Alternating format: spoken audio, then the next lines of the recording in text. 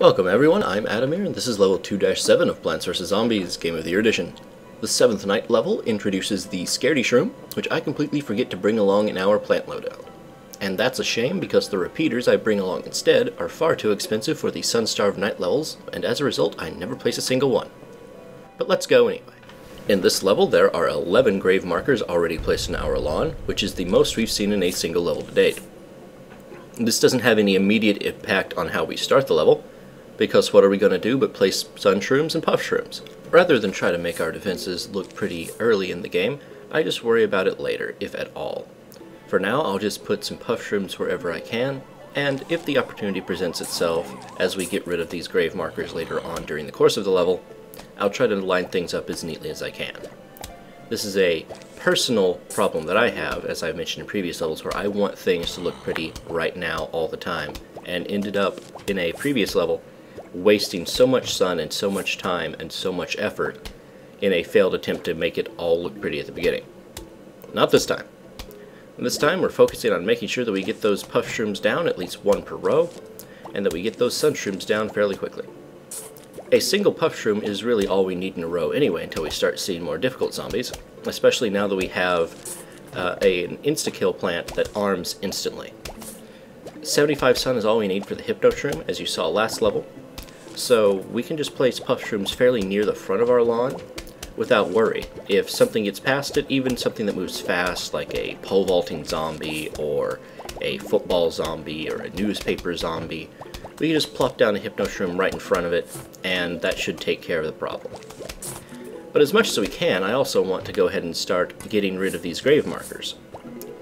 I'll start doing that fairly soon, but for now, fume shrooms and puff shrooms. Fume shrooms are great, as I've said before, because they apply damage to everything on a row, and puff shrooms are great because they're free.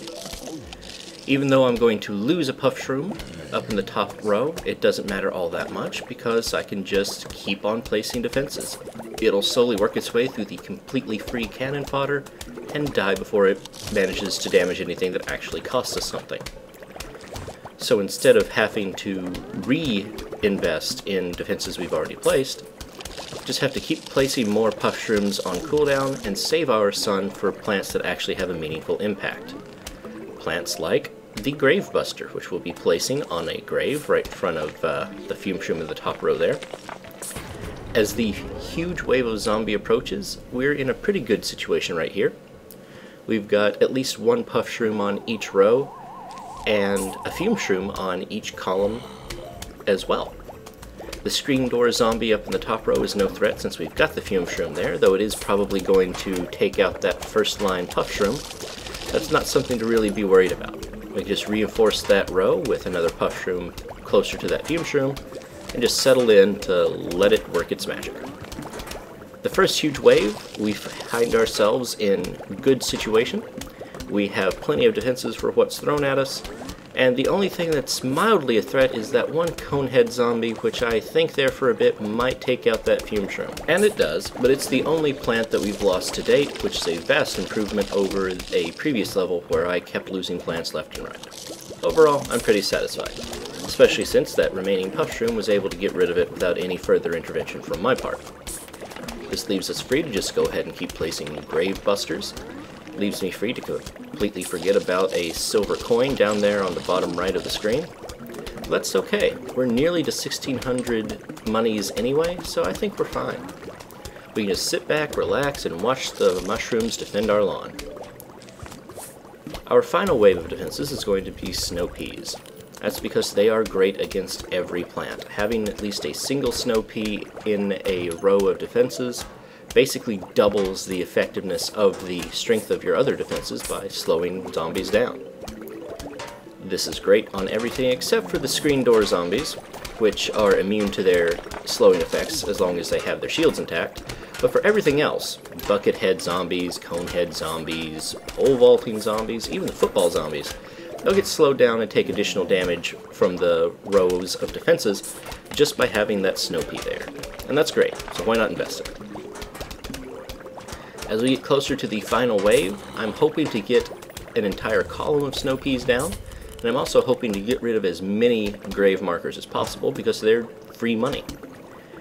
We should be able to break 1600 money in this level, but keep our fingers crossed, make sure that I don't forget any more coins and that we actually manage to put down grave markers on time. And there it is, 1600 money exactly, and 3/5 of a complete column of snow peas. At this point, I'm very happy with the way our defenses look. We've got a nice 2 columns of sun shrooms, a column of snow peas, 2 columns of fume shrooms, and almost 2 complete columns of puff shrooms, which we could have if I would just, there we go, place it a little faster. With one final grave marker to get rid of, we get to see the football zombie charge onto the field, and unlike last level, I'm going to just let it stay on the field for a while. I want to demonstrate how tough this thing is. It's taking 5 effective pea shooters of damage, and it manages to eat its way through some defenses anyway.